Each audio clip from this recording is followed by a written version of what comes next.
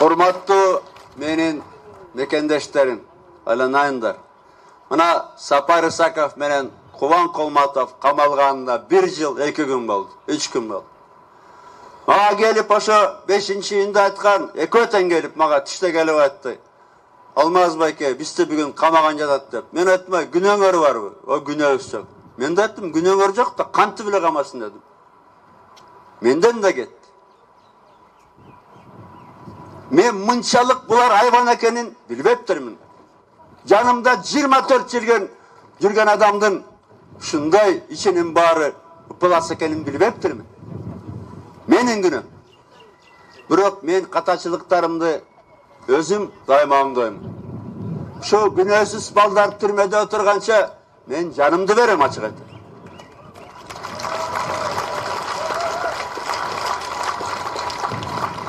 Мына Сапар Исаковду тест боюнча камап, Колматовду мектеп боюнча камап, а бирок эмнеге 1 күндө камап атат? Анткени күнөөсү бир. Райым миллионду иштен алып, таможняны могу Жээнбековский, Матраевский уурлардан тазалап баштаган. Ошон үчүн 1 күндө камап атат. Калгандар корксун деп. Билесиңер, Колматов иштеп баштаганда, Ош таможнясына барып, проверка барганда 1 күндө 10 эсе көбөйгөн заборлар. 1 күндө.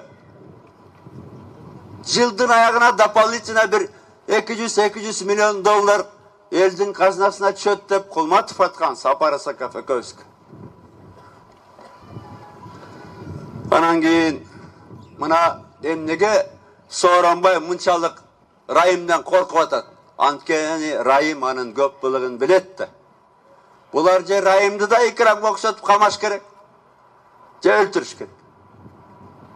Анткени Икрамды эмнеге камады? Очерный касса 24 миллион доллар. Бу жердеги штабка келген. Икрам алкылуу келген да. Анан сүйрөп койбосун деп жөлле камап салды.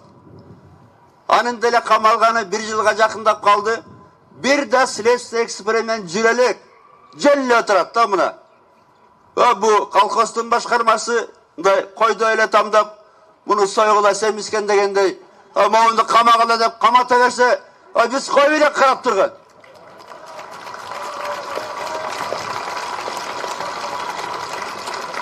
Мен буга чейин минтип айтпайт элем, анткени эл дагы 1 жылдан ашык ишенип отурду. Бул адам деп айтышкан да, азыр Кудай буйруса мага ишенип атасыңар. Айтканымдын баары чын болуп чыгып атат. 1 жыл мурун айтсам, Райым үчүн десем, эч ким ишенген жок эле. Мына Дамир Мусакеев коррупционер, өкмөт берген квартирада жашайт. Матраимовтар, Жээнбековтар, Келдибековтар таптаза экенде аппак бакатын.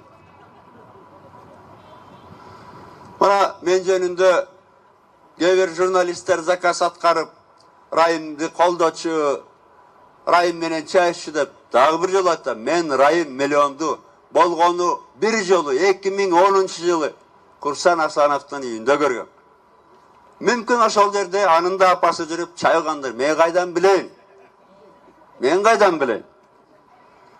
Анан кийин кантип эле Атамбаев бул жоолуктун баарын билген жок деп. Айтып бербедим орусча, кыргызча да кайталап берейин. Мына мен ГКНБга ишенчимин. Жумасына бир жагы 3 жолу маалымат берчи. Бир да маалыматта Ош таможнясы боюнча, Эркештан боюнча, же Райым миллионча бир сөз жок. Эмнеге? Мына 2013-төн 16-га чейин Ошское управление КГБны Асылбек Кожобеков башкарган. Андан кийин Идрис Кадыркулов баштаган. Анан кийин Сооронбай президент болгондон кийин Идристи ГКНБнын төрөгасы Асылбекти зам кылып коюп атпайбы, ыраазычылыгын билдирип. Райым экөөбүздүн былыктарды сактап бердиңер деп. Бу улуттук сооп коопсуздук комитети азыр улуттук коркунуч болуп бартат.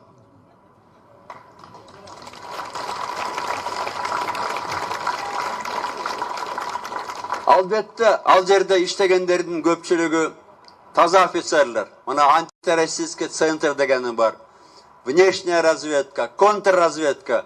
Бирок жанагы АКС деген баланы тезирээк ал жактан алып чыкпасак, саясий сыск менен, саясий укугун токтоо менен иштегендерди ошол жактан алып чыкпасак, Бұл ченле бұлар мау Сооронбай елді бөліп жарып атса, қазір ұшы ұлттық қауіпсіздік комитеті жардам беріп атады. Бөліп жарғанға, шындықты айтқандардың оғызын жапқанға жардам беріп атады. Шақырып алып қорқытып. Аяғы жаман бітеді. Мен дағы бір жолы қайталаймын. Егерде біз Қырғызстанды колхозда ойласыңар, бізді қойда ойласыңар. Бакиевтер ошентип ойлаған. Максим айтпады беле. Кыргызстане 5 миллионов баранов деп. Булар ойлап атат, уже 6 миллионов баранов деп. Силер Бакиевтерден жаман бүтесиңер. Bir жериңерди кыз кыла.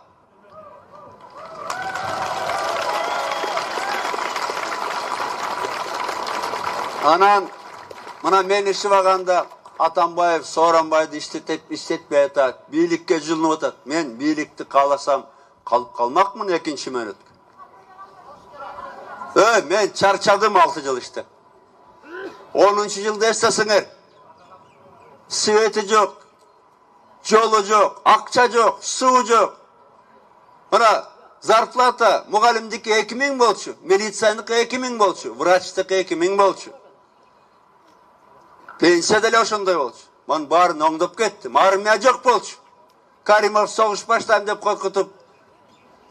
Анан мындай да, менин оюм мындай болчу да, жаштар келип иштесин. Мына 30-тагы премьер-министр Исаков тапкан. Кээ министрлери 32-33-те болчу. Булар Кыргызстанды көтөрмөк да.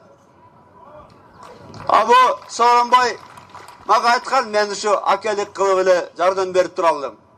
Чындыгында мунун ою бийлик менен акча экенди. Бийлик менен акча. Жакшылыкты унутсам Кудай урсун деп эле, Кудай урсун. Кудай урсун, Кудай бар. Анан кийин мына Атамбаев үйүнө жатпайбы сүйлөбү деп, анда ким сүйлөйт? Жанагы чимкириктер сүйлөйбү. Албетте ал жакта 10 чактысы бар мына бисменин отурат. Калгандары чимкириктей эле салаңдап көгөрүп отурушат да коркуп.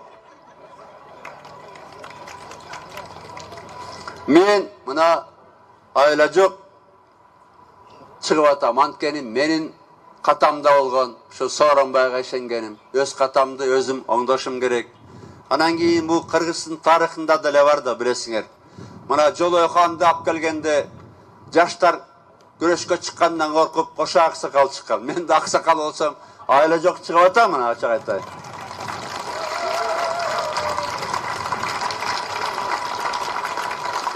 Анан эмнеге жан талашып мени эптеп ушу же өлтүрө албай, же кама албай атат.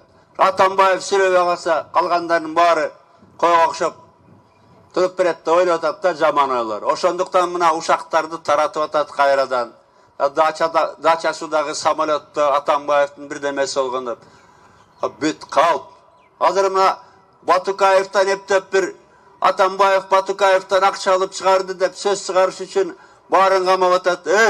Арбетте бир шылуундар.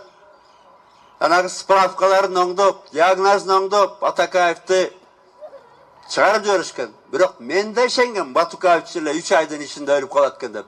Бирок мен Атамбаев президент ал кезде şu Батукаевтен мен сени чыгарам, акча бер деп айтат белем. Аны Сооронбай айтат.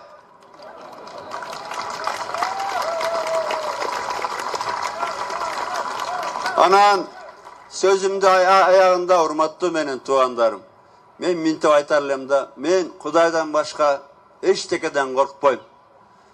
Мени кайгырып аткан нерсе ушу Атамбаевка bir показания алабыз деп күнөөсү жок балдарды камап атат. Жаныма адамдык сапатын сактап түздүрсө камап атат мына. Дамир Мусакеев коррупционерби, же Жээнбековдор, Матраимовдор, Келдибековдор коррупционер. Анан мисалы эптеп Атамбаев ушу Батукаевден акча алды деп показания алам деп 3 жашар баласы бар Аида Салянованы камап атат. Бұл туура эмес. Бұл туура эмес. Буларга чыгат деп отурсак, дагы 4,5 жыл күтөбүз. Биз койуп элек күткөнчү. Ага чейин Кыргыз элинде мындай сүйлөй алган бирөө калабы же бар тең. Биз колхоздун koylar emesmiz. Kırgızstan kolxoz emes, ya Karasu bazar emes. Bu Kırgızstan.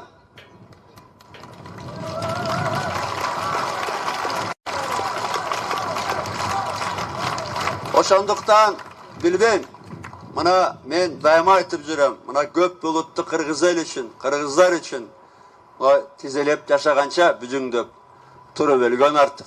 Turup ölgön artık. Oşonduktan mana azırkı Sooronbay Jээнбеков men bunu legitimdi prezident dep esептебейм.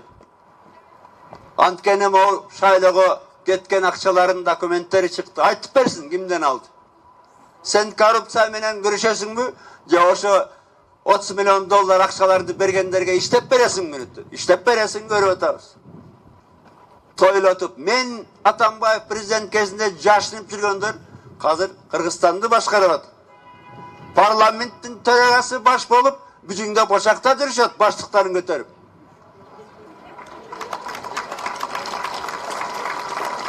Oşonduktan sözümdün ayağımda aytarlım, urmatlı Kırgız elim. Bu azırkı özüm bilemdik zökürlük toktabası biz mından ağrı Sooronbay gette bile çıkarsa çıkart. Büt Şaykali ekanını çoğultkun mına Kırgızstan'dan çıkarılgan akçan çıkarılıptır. Oşo akçan menen koşu çoğuldap çıkarsa çıkart. Bu arаңыздарга gelip bergeniңер üçün dagı bir jolu rahmat. Aman bol. Jamandıkты amandык жеңет. Aman bolуңуздар. Rahmat barыңыздар.